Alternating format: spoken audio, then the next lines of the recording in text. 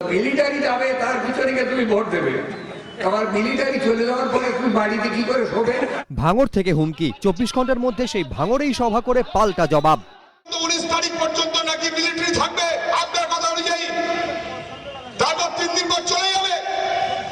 Military যখন ভোটের গণনার পর যেদিন চলে যাবে, তার আগে পশ্চিম বাংলা থেকে তৃণমূল কংগ্রেসের দানব সরকারটা সেটাও চলে যাবে।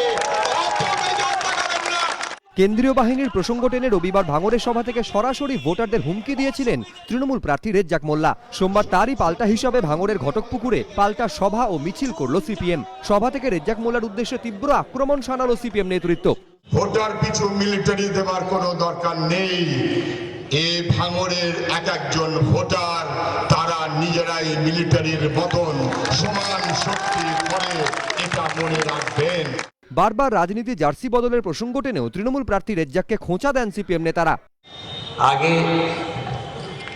চাষি পাওয়া যেত মাঠে, এখন চাষার বেটা পাওয়া যায় কালীঘাটে। আমার শুধু জানতে ইচ্ছে করে এখন কালীঘাটে কিসের চাষ হচ্ছে।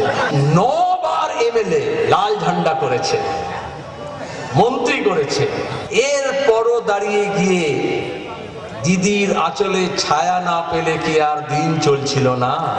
হুমকির প্রেক্ষিতে রেজ্জাককে একহাত নিয়েছেন ভাঙড়ের বহিষ্কৃত তৃণমূল নেতা আব্দুল সালাম মোল্লা। তিনি ফের জানিয়েছেন নির্দল প্রার্থী হিসাবেই রেজ্জাকের প্রতিদ্বন্দ্বিতা করবেন।